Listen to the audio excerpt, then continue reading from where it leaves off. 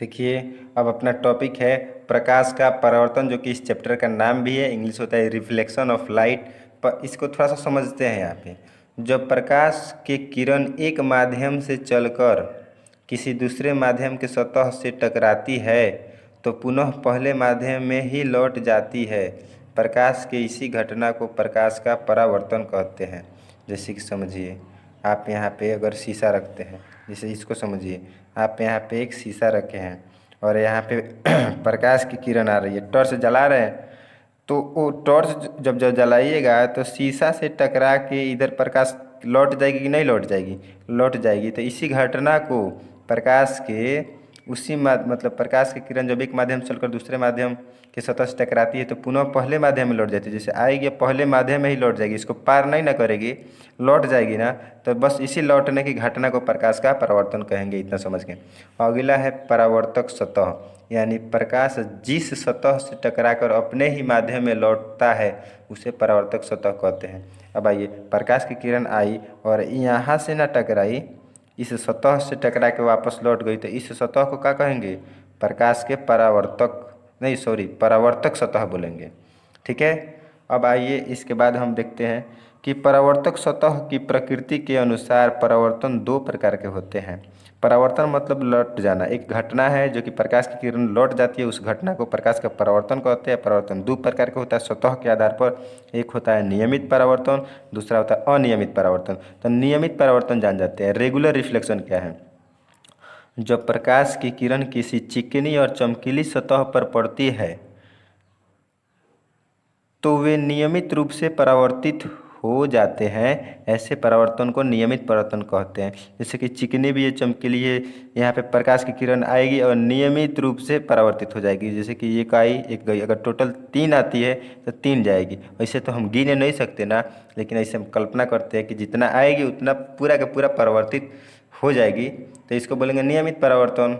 अब आइए अनियमित परावर्तन, इरेगुलर रिफ्लेक्शन।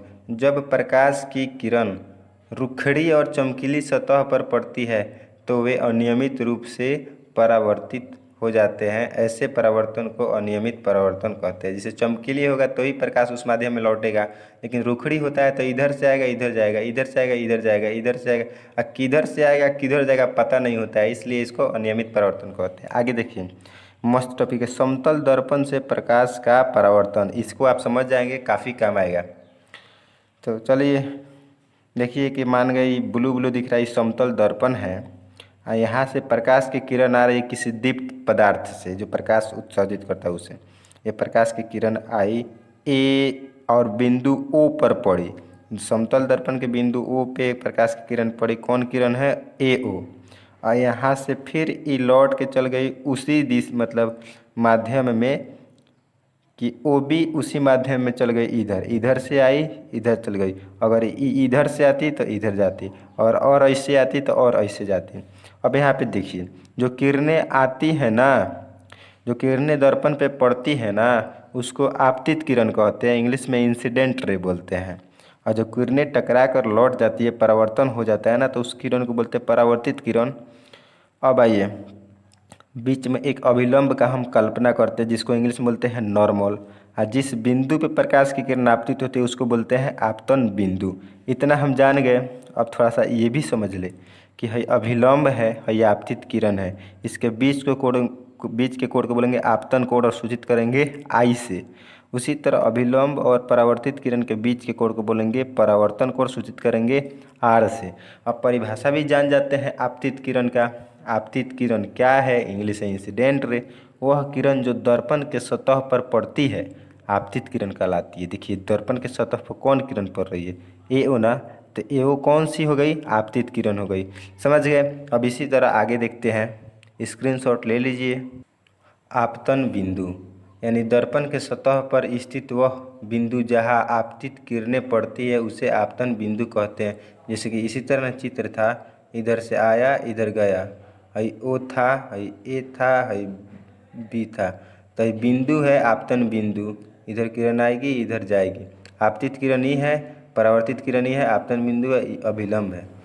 अब आइए, अभिलंब वह सीधी रेखा जो दर्पण के आपतन बिंदु पर लंब होती है अभिलंब कहलाती है।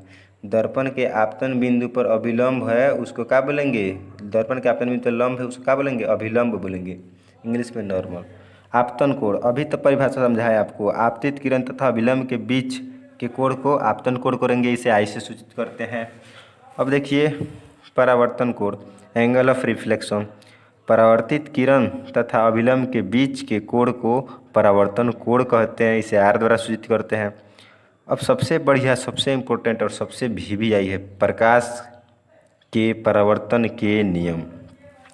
तो हर चीज़ का एक नियम होता है, तो इसका भी एक नियम है। जैसे प्रकाश के किरण समतल दर्पण पर, जब प्रकाश की किरण समतल दर्पण की परावर्तक सतह पर पड़ती है तो निश्चित नियम अनुसार परावर्तित हो जाती है, जिसे प्रकाश का परावर्तन नियम कहते हैं। और नियम दो प्रकार का होता है, कौन कौन देखते हैं। पहले इसको स्क्रीनशॉट इसका ले लीजिए। देखिए प्रकाश के परावर्तन के नियम। प्रकाश के परावर्तन के दो नियम हैं। पहला, आपतित किरण, परावर्तित किरण तथा आपतन बिंदु पर डाला गया अभिलंब तीनों एक ही तल में होता है, समझ गए। फिर आपतन कोण, दूसरा नियम, आपतन कोण परावर्तन कोण के बराबर होता है। यदि आपतन कोण I तथा परावर्तन कोण R हो तो कोण I बराबर कोण R। इसको तो आप देखबे किए हैं अभी। जैसे यानी आपतित किरण, परावर्तित किरण तथा आपतन बिंदु पर डाला गया अभिलंब तीनों एक ही तल में होता है। आपतन कोण परावर्तन कोण के बराबर होता है। इस दो नियम को रट लीजिएगा। आगे आइए प्रतिबिंब। प्रतिबिंब का इंग्लिश होता है इमेज। प्रतिबिंब किसे कहते हैं इसको समझते हैं। किसी वस्तु से आ रही प्रकाश की किरणें परावर्तन के बाद जिस बिंदु पर मिलती है या मिलती हुई प्रतीत होती है उसे उस वस्तु का प्रतिबिंब कहते हैं। परिभाषा समझ जाइए। प्रतिबिंब दो प्रकार के होते हैं, एक है वास्तविक प्रतिबिंब इंग्लिश रियल इमेज, दूसरा काल्पनिक प्रतिबिंब इंग्लिश वर्चुअल इमेज।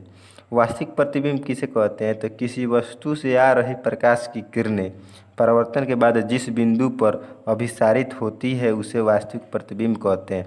जैसे कि यहाँ पे आपको समझ में नहीं आएगा, लेकिन हम आपको बढ़िया से समझाते हैं। स्क्रीनशॉट ले लीजिए। देखिए ये एक दर्पण हो गया, अवतल दर्पण। अवतल दर्पण हो गया। ये भी वस्तु है और वस्तु से प्रकाश की किरण आ रही है दर्पण पे।